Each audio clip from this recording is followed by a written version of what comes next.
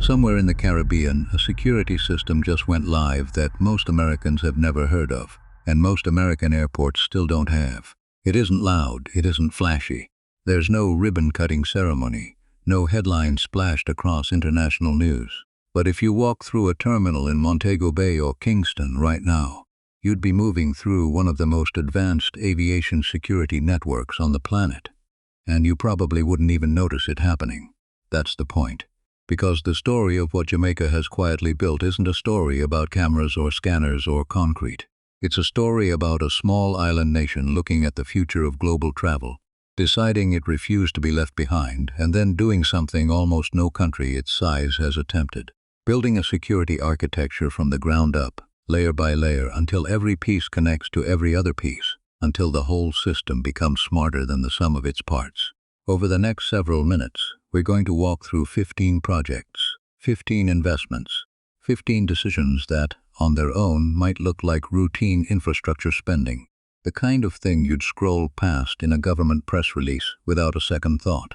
But viewed together, in sequence, they tell a very different story. A story about artificial intelligence watching every hallway, about a passenger's face replacing their passport, about runways rebuilt to swallow aircraft that once couldn't land there at all, about an island rebuilding its shoreline against the next hurricane before it even forms, and about a nation that entered this year still catching up to international standards, and is leaving it having set a new one.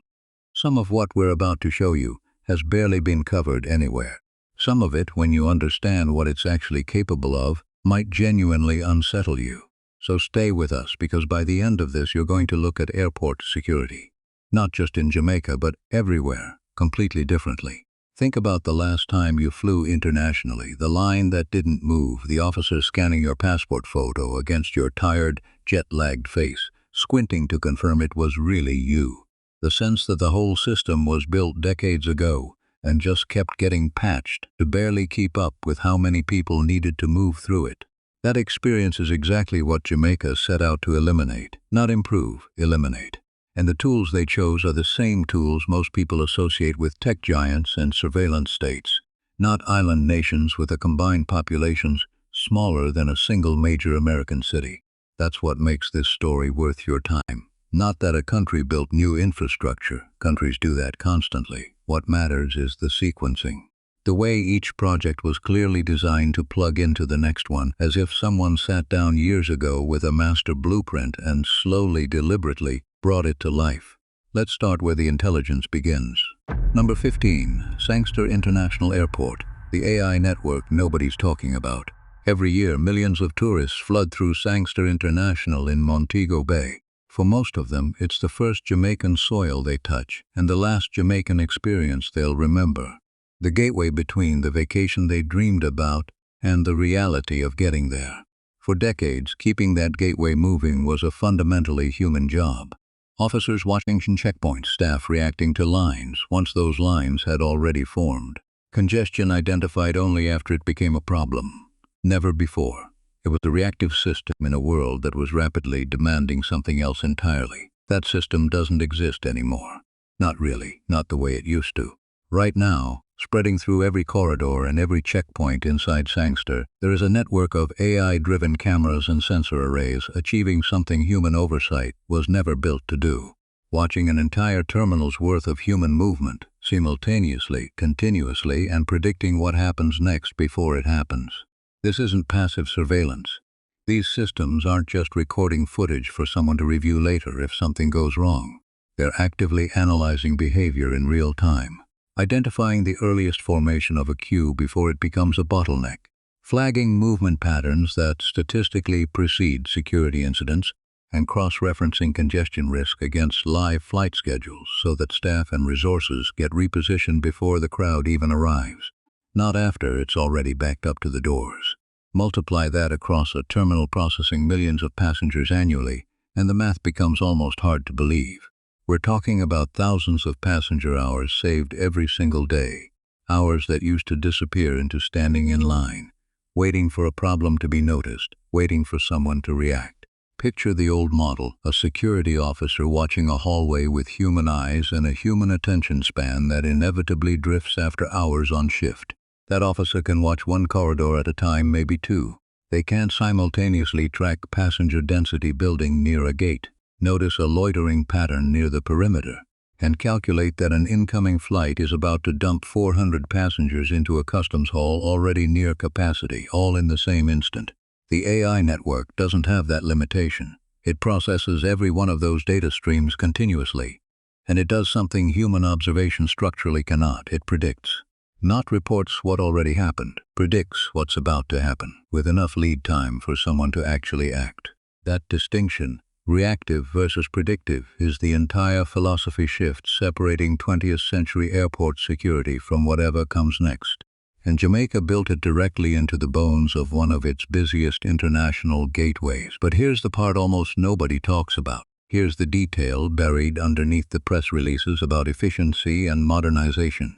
The cameras being installed at Sangster right now are not simply built for what the airport needs today. They're being deployed with something else in mind, an architecture engineered specifically to support biometric identification, facial recognition, identity verification, the kind of technology that doesn't just watch where you're standing, but confirms exactly who you are. Stop and sit with that for a second.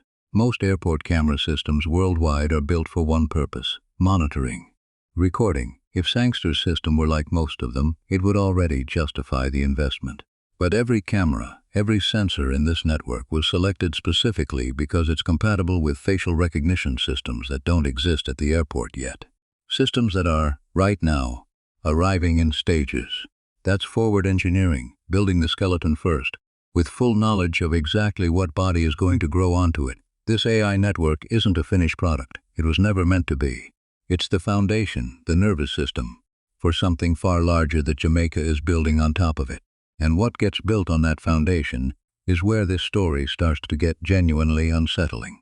Before we get there, though, subscribe to the channel if you want to see exactly how far this goes, because this series is only just getting started, and we're trying to hit 10,000 subscribers so we can keep uncovering stories like this one. It costs nothing, takes 2 seconds, and it's the only reason we're able to keep digging into stories most channels never touch. Now, while that intelligence network spreads across Montego Bay's terminal, a quieter transformation was happening at the check-in counters themselves, one most passengers walk straight past without realizing what it represents. Number 14. The self-service revolution. 60 kiosks that quietly rewired how Jamaica processes a boarding pass. Walk into Sangster's check-in hall today, and you'll find city-upgraded, common-use self-service kiosks lining space where long, single-file lines used to snake toward a handful of overworked airline counters. A multi-million-dollar investment in passenger processing systems, flight information displays, and self-service technology that never makes headlines because, on the surface, it just looks like more machines. But look at what it replaced. For decades, checking a bag meant standing in a line dictated by whichever counter happened to be staffed, waiting for a single agent to process one passenger at a time. The kiosks broke that constraint. Dozens of passengers can now check in and tag their own bags simultaneously, independent of staffing. This connects to everything else on this list. These kiosks aren't a standalone convenience. They're pilot infrastructure for a future where passengers check in remotely, tag bags before reaching the terminal, and use their face to move through every checkpoint without presenting a document. That's the stated direction of the same operators, building the biometric network we're about to walk through.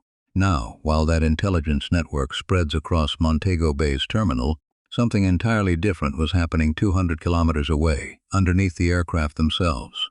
Number 13. The Manley Apron reconstruction, the multi-billion-dollar project you'll never see in a photo. If you've ever flown into Kingston, you've stood on it without knowing it existed. The Apron, the massive concrete surface where aircraft park, load, unload, refuel, and prepare for departure, is one of those pieces of infrastructure that almost nobody thinks about, because almost nobody is supposed to notice it. At Manley International, 111,000 square meters of that surface had reached the end of its operational life, cracked, deteriorating, generating rising maintenance costs and, more dangerously, operational risk that compounded with every single aircraft movement across the field. The fix cost $53 million, complete concrete replacement. And if that number sounds enormous for something most travelers will never even glance at, That's exactly why this project matters so much, because the people who understand aviation know that apron condition isn't cosmetic. It's structural to everything else. A deteriorating apron doesn't just look bad. It slows aircraft turnaround times. It threatens maintenance scheduling. It shrinks the safety margins ground crews are working within every time a plane pulls up to gate. It's the kind of hidden liability that quietly erodes an airline's confidence in an entire airport, not because anything catastrophic happens, but because the risk sits there, day after day, waiting. Think about what a cracked, deteriorating surface actually means. Ground crews moving heavy equipment across uneven concrete, fuel trucks navigating irregularities they shouldn't have to think about. Baggage systems built for flat ground suddenly dealing with shifting terrain under thousands of pounds of cargo. None of it makes headlines. It just produces friction, small inefficiencies compounding, flight after flight, until an airline's operations team quietly flags the airport as a liability in scheduling meetings nobody outside the industry ever hears about. Airlines don't choose their routes emotionally. When a carrier decides where to commit long-term assets, where to fly, how often, with what aircraft, ground infrastructure quality is one of the first things on the checklist. It's invisible to passengers and absolutely decisive to airlines. Jamaica understood that. And instead of continuing to manage around a deteriorating foundation, they replaced it entirely, bringing Manley's ground operations in line with the standard that international carriers actually use to make investment decisions. Nobody photographs a runway apron, nobody posts it online, but its commercial consequences are anything but silent. And it's what happens directly above that reconstructed surface, in the terminal itself, where the real transformation in Jamaican aviation security starts to reveal its true shape. Number 12. The airport quietly trying to disconnect itself from the power grid entirely. Before we go back inside the terminal, there's a project happening beneath the surface of everything else on this list. One that doesn't show up in security briefings or passenger experience reports, but that determines whether any of this technology actually keeps running when everything else goes wrong. Sangster International has been building phase by phase toward a single audacious goal, becoming substantially energy independent, powered predominantly by the sun. A multi-million-dollar solar photovoltaic plant paired with a battery energy storage system is now supplying a significant share of the airport's total electricity consumptions, with some of the installation floating directly on the water beside the runway. Since the airport sits right against the coastline and simply doesn't have unlimited land to spare for solar farms. Here's why that matters far beyond sustainability headlines. Every single system we've described so far, the AI cameras, the biometric e-gates, the X-ray machines wired into a live command center, the immigration hall's continuous identity verification, all of it depends on one unglamorous requirement: uninterrupted power. A security network is only as reliable as the electricity keeping it running. An airport that depends entirely on a national grid vulnerable to storms, fuel shortages, or infrastructure failures is an airport whose entire security architecture has a single point of failure sitting outside its own walls. By generating and storing a meaningful share of its own power, Sangster isn't just cutting its carbon footprint. It's hardening the foundation every other technology on this list depends on to function. It's the kind of project that never gets the spotlight, right up until the grid fails elsewhere on the island and one airport keeps running anyway. Yet the transformation taking place above that surface is where the real paradigm shift in Jamaican aviation security becomes visible. The biometric shift, where your face becomes your boarding pass. This is where the AI foundation we described at Sangster stops being background infrastructure and starts becoming something passengers actually interact with, face to face, literally. Biometric e-gates are now active across Sangster's check-in points, security lanes, and boarding areas. And what that means in practical terms is this: from the moment you walk into that terminal to the moment you step onto your aircraft, you are being continuously identified and authenticated through facial recognition. Your boarding pass? It's becoming secondary. A backup. The real credential, the thing actually verifying that you are who you say you are, is your face. Compare that to what most travelers still experience at major hubs worldwide. You hand over a passport. An officer glances at a photo taken years earlier, then glances back at you, tired, jet-lagged, nothing like your ID photo, and makes a split-second judgment call, repeated at every checkpoint, for every passenger. That's where international air travel has bottlenecked for decades. It isn't a technology problem. It's a bandwidth problem. Human attention can't scale to match passenger volume, no matter how much staff you add. Sangster's e-gate network restructures the entire premise of what checking someone's identity means. Instead of one static comparison happening once, your identity is continuously reconfirmed at every transition point in the terminal, check-in, security, boarding, without you stopping, presenting anything, or waiting on a human being. The efficiency results are immediate and impossible to ignore. Lines compress, processing accelerates. The friction that has defined high-volume international air travel for decades. The fumbling for documents, the repeated identity checks, the stop-and-go shuffle through checkpoint after checkpoint is being engineered out of the system entirely, replaced by continuous verification that moves faster than any human ever could.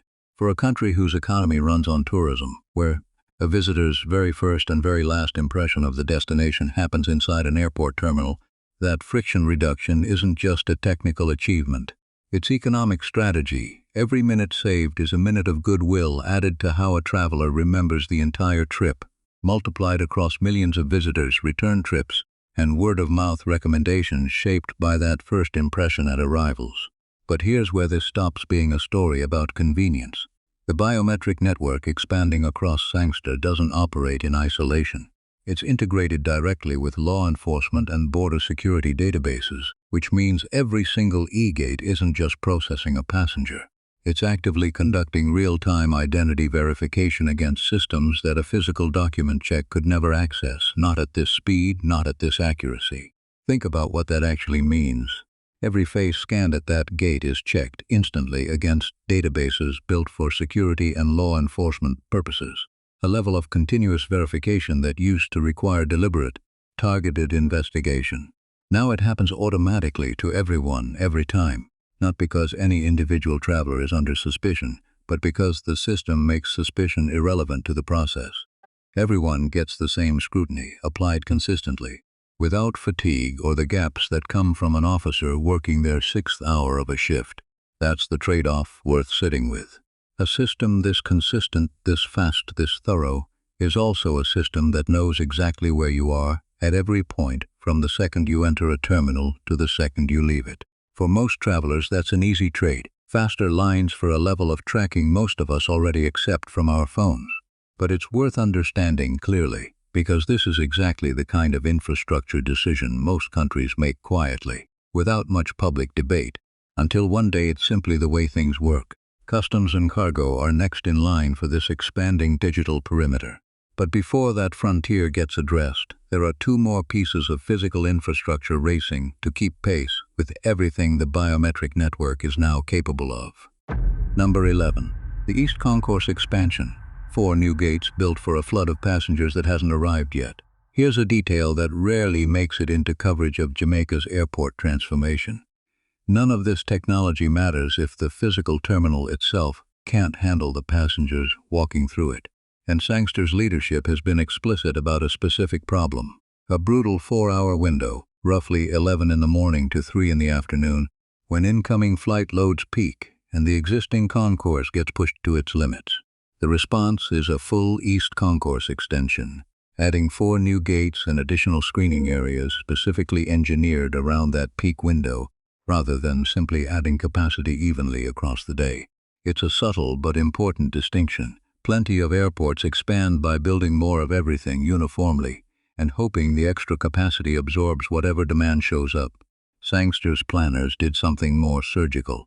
They identified exactly when the system breaks under pressure and built new infrastructure specifically engineered to relieve that exact pressure point.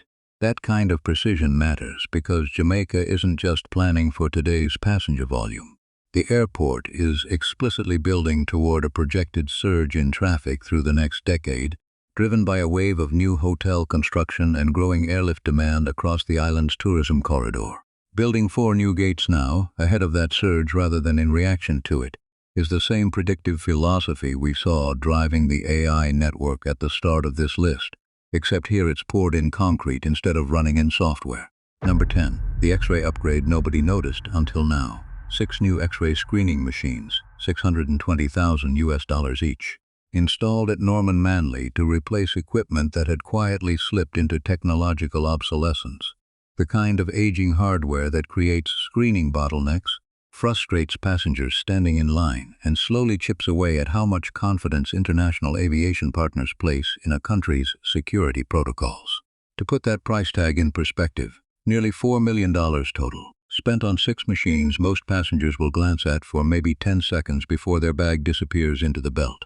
It's an investment almost nobody sees the value of directly, because good screening technology works so smoothly you never think about it. The only version that gets noticed is the version that fails. The new scanners aren't just an upgrade, they're a category shift. Detection resolution the old equipment couldn't approach.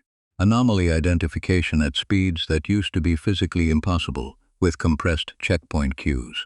And most critically, accuracy that reduces both types of failure that matter in aviation security. False positives that waste resources and delay passengers for nothing, and false negatives, the far more dangerous failure, where something that should have been caught slips through undetected. That second failure, the false negative, is the one aviation security exists to prevent above everything else.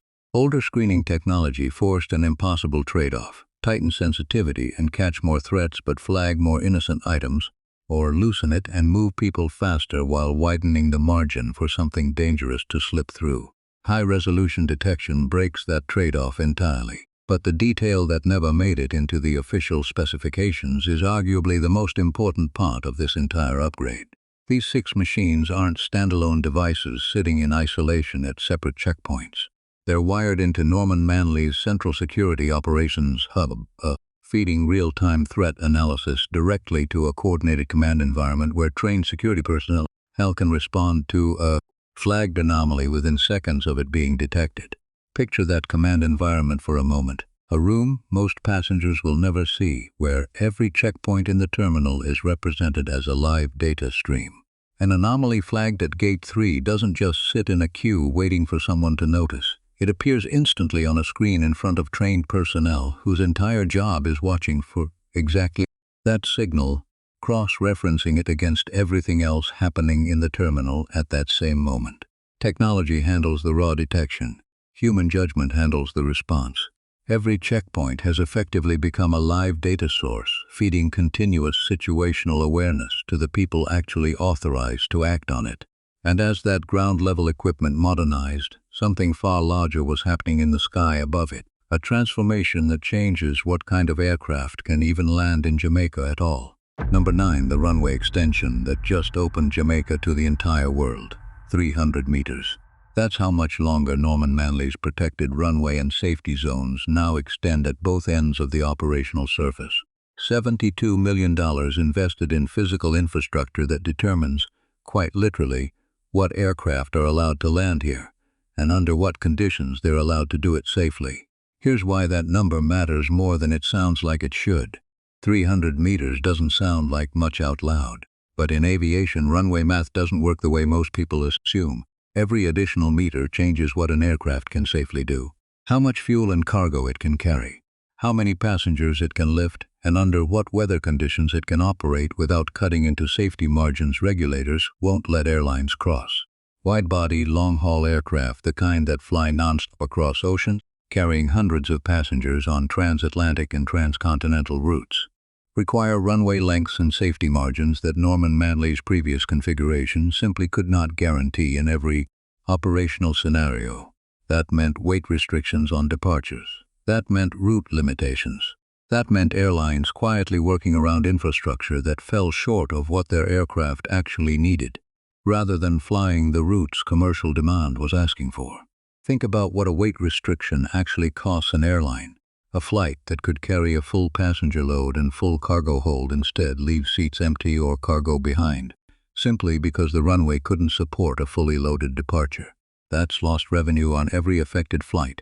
Multiplied across every day, the restriction remains, the kind of quiet, compounding disadvantage that makes airlines reconsider whether a route is worth flying at all. The extension eliminates those restrictions entirely.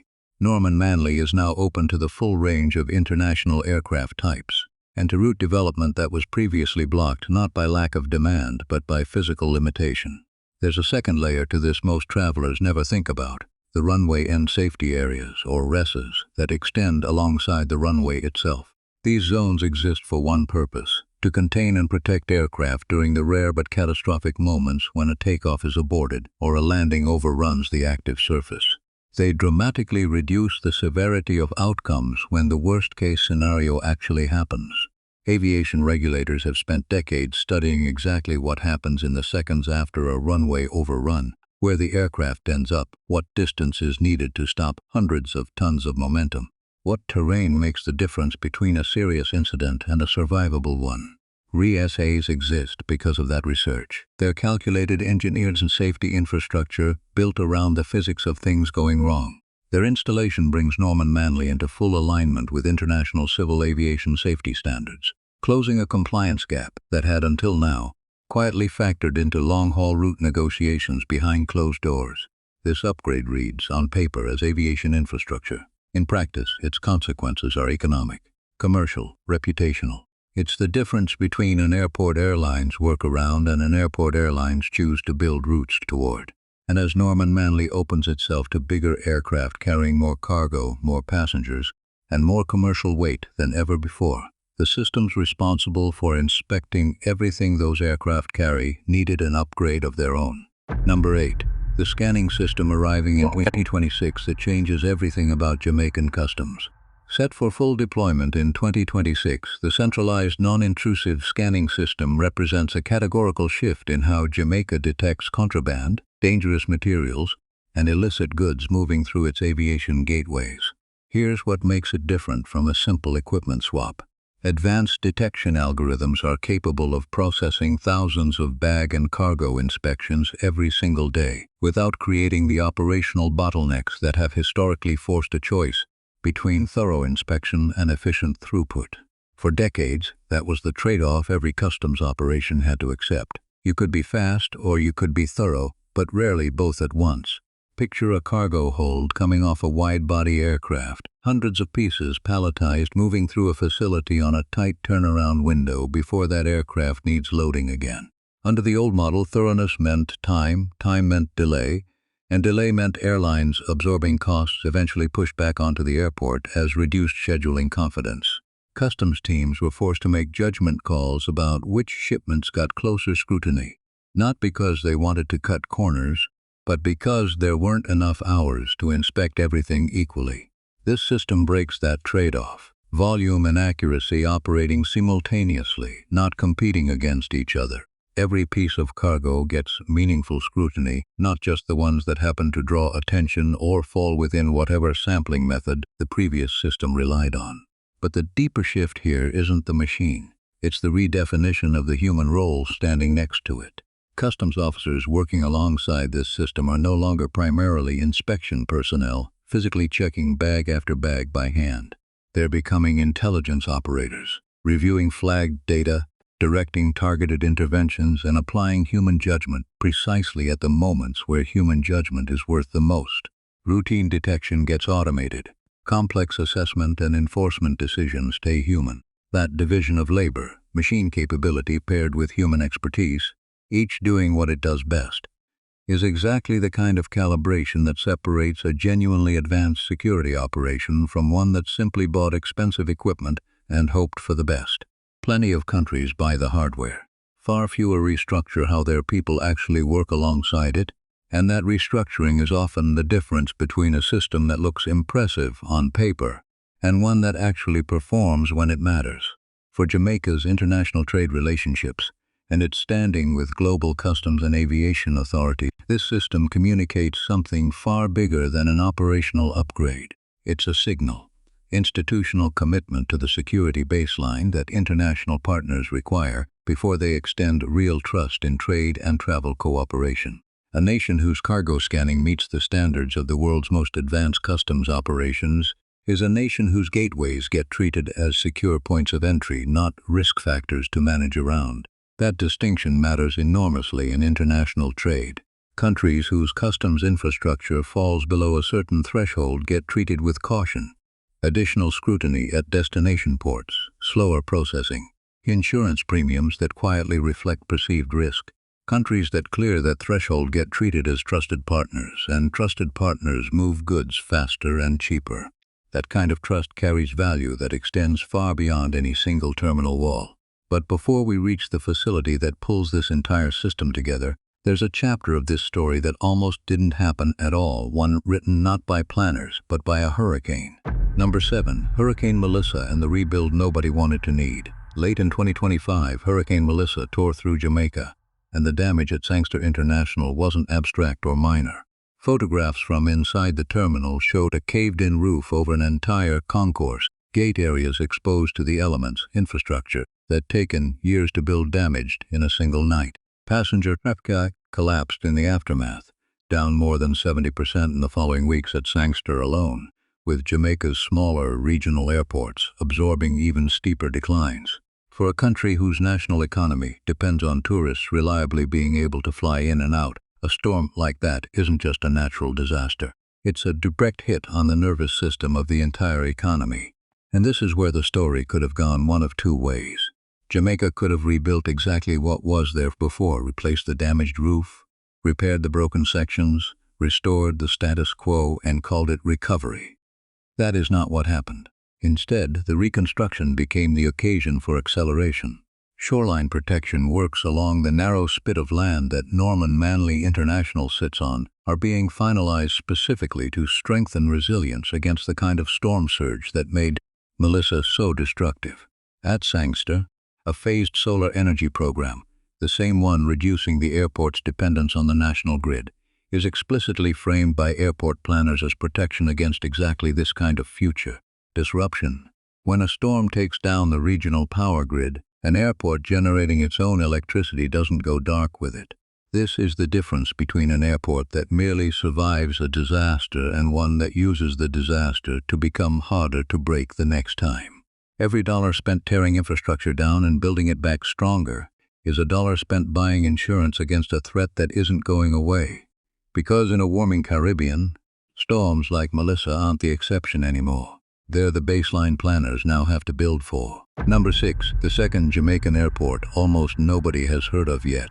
While Kingston and Montego Bay dominate this story, there's a third development quietly taking shape on the western end of the island, one that, if it moves forward, would represent the boldest bet Jamaica has made on aviation infrastructure in a generation. Government officials have proposed an entirely new international airport in Little London, in the parish of Westmoreland, positioned roughly 20 minutes from the hotel-dense Negril 7-mile strip. The total estimated cost sits at several $100 million, planned as a phased development carried out through a public-private partnership, the same investment model that transformed Sangster and Manley decades ago. Think about what this actually represents strategically. Right now, tourists visiting Negril and the western parishes fly into Montego Bay and then travel by road for over an hour to reach their hotels, a transfer that adds friction, cost, and time to the very first and last moments of their trip.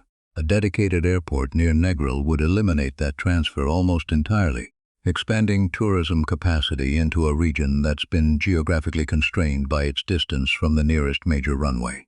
It's a project still years from breaking ground, and Jamaican officials themselves have acknowledged that even with everything currently under construction, the country's airport capacity will likely remain behind the curve of future passenger demand.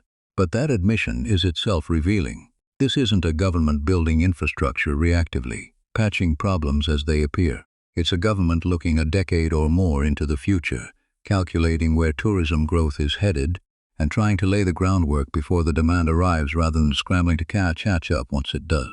Number 5. The quiet relocation nobody's talking about, Tinson-Penn and the future of domestic aviation. Not every project on this list is about international travelers. Tinson-Penn Aerodrome, Kingston's domestic airstrip, sits in the middle of an urban area that has long since grown up around it, a piece of aviation infrastructure increasingly hemmed in by the very city it was built to serve. Jamaican authorities have now begun a formal consultation process, working alongside national planning agencies to study relocating Tinson-Penn's operations to Manley International itself, consolidating domestic aviation into the same modernized, technologically integrated hub already handling international traffic. Consultants have been engaged specifically to study alternative sites and determine whether that consolidation is the right long-term move. On its own, this sounds like a bureaucratic footnote, but it fits the exact same pattern as everything else on this list. Rather than maintaining parallel systems indefinitely, one modern, internationally connected hub at Manley and one aging, geographically constrained domestic strip a few miles away, Jamaica is exploring whether to fold everything into a single unified aviation ecosystem. One security architecture, one biometric network, one set of standards applied consistently whether you're flying to Miami or flying to Ian Fleming International up the coast. That kind of consolidation is exactly the instinct driving every other project on this list. The instinct to stop managing fragmented systems and start building one coherent whole. And every one of those instincts, every one of these 14 projects, converges completely at the one facility that now stands as the definitive statement of everything Jamaica has been building, the project that earns the #1 spot on this entire list. Number 1. The Manley Immigration Hall, where every piece of this puzzle finally connects. 1,700 square meters. A single facility integrating biometric e-gates, advanced passenger screening, and a completely redesigned flow architecture into one unified immigration processing environment, built to handle the passenger volumes Jamaica's aviation growth demands, while meeting the security expectations that international aviation authorities require as a baseline. Partially completed, and already fully operational in its advanced sections, this expansion is the project that transforms every single thing we've described so far into one coherent, connected system. Think back to everything we've covered so far. The AI network at Sangster that learned to predict congestion before it forms. The self-service kiosks quietly rehearsing a passenger journey with almost no waiting at all. The Apron reconstruction that quietly reassured airlines their aircraft were safe on the ground. The solar plant hardening the entire system against the next power failure. The biometric e-gates that turned a passenger's face into their credential. The East Concourse expansion built specifically around the hours the airport strains hardest. The X-ray upgrade wired directly into a live command center. The runway extension that opened Jamaica's skies to aircraft it could never accommodate before. The cargo scanning system breaking the old trade-off between speed and thoroughness. The hurricane recovery that turned disaster into acceleration. The new airport being planned for the West. The quiet study to consolidate domestic aviation into one unified hub. Every one of those projects, standing alone, was already significant, but none of them was ever meant to stand alone. This is the room where it all comes together. The biometric authentication pioneered at Sangster is operating here, at full scale. The real-time integration with law enforcement databases enabled by that same e-gate network is active at every processing point in this hall. The flow architecture made possible by the expansion compresses processing times for passengers, while simultaneously deepening and strengthening the security checks happening behind the scenes. Walk through what that looks like for a traveler landing in Kingston. You step off the aircraft. Your face has already begun the identification process before you've reached the hall. By the time you're standing in front of an officer, if you even need to, the system has cross-referenced your identity against every database it's connected to, flagged anything worth a closer look, and cleared everything that doesn't need one. Dozens of verification layers now run in parallel, invisible to the passenger, converging into one fast, thorough decision: speech and security. For most of aviation history, those two things existed in direct tension. You sacrificed one to gain the other. Not here, not anymore. They've been engineered to reinforce each other instead. And the implications reach well past the terminal doors. International airlines making long-haul route decisions. Cruise operators scheduling port calls. Tourism boards projecting visitor growth for the years ahead. Trade partners quietly assessing how reliable Jamaica's entire border management infrastructure actually is. Every one of those stakeholders factors immigration processing quality directly into their calculations, whether travelers ever realize it or not. Consider how quickly reputation moves in an industry built on long-term commitments. An airline doesn't launch a new long-haul route on a single good experience. It decides based on a track record, a sense that the infrastructure on the other end is stable enough to build a multi-year commitment around. A cruise line scheduling a port call factors in how smoothly thousands of passengers clear immigration in a single afternoon. Every one of those decisions made in boardrooms far from Kingston is shaped in part by what's happening inside this hall. A world-class immigration hall at Manley sends an unmistakable message to every one of them. Jamaica's aviation infrastructure has crossed a threshold most nations never reach. It is no longer a developing gateway working its way toward international standards. It has become the facility that sets them. So here's what you actually just watched. 15 projects. On paper, 15 separate line items scattered across government budgets, concessionaire reports, and hurricane recovery plans. But look at them together. Really look, and they stop being 15 disconnected upgrades. They become something else entirely. A deliberate, sequenced national aviation strategy, built layer by layer, starting with the artificial intelligence quietly watching every hallway at Sangster, running through self-service kiosks, solar plants, concrete aprons, and X-ray machines wired into a live command center, surviving a hurricane that could have set it all back years, reaching toward an entirely new airport on the western coast, and arriving, finally, at an immigration hall that pulls every one of those layers into a single, unified operational reality. Jamaica entered this decade with an aviation infrastructure still working to catch up to international standards. It's emerging from it having built a system large parts of the Caribbean will spend years trying to match. The tourism economy this country depends on. The trade relationships it needs to keep growing. The national security architecture protecting every person who passes through these terminals. The resilience to withstand the next hurricane without losing years of progress in a single night. The international partnerships that determine which airlines choose to fly here, and how often. All of it more secure, more efficient, and more competitive than it was even a few years ago. This is what it looks like when a country decides it's finished catching up. Now here's the question worth sitting with. Out of everything you just heard, the AI network quietly learning to recognize faces before travelers even know it's watching, the biometric gates that made boarding passes secondary, the runway extension that just opened Jamaica to aircraft it could never accommodate before, the solar plant designed to keep the whole system running when the next hurricane knocks out the grid. Which one of these do you think will matter most 5 years from now? Which piece of this puzzle do you think actually determines whether Jamaica becomes the security benchmark for the entire Caribbean, or just another country that built impressive infrastructure and hoped the rest would follow? Drop your answer in the comments. Tell us which project you think carries the most weight, and why. We read every single one, and the conversations underneath these videos have genuinely changed how future episodes in this series get made. If this is the first video of ours you've watched, do us one favor before you go. Hit subscribe. We're building toward 10,000 subscribers, so we can keep pulling stories like this one out from underneath the headlines that never quite tell you the whole picture. And every single person who joins us gets us one step closer. Because what's happening in Jamaica right now isn't an isolated story. It's a preview, a blueprint other nations are already watching closely. And if you want to understand where global aviation security is actually headed, not the version in the press releases, but the real one, this is exactly where you need to be paying attention. We'll see you in the next one.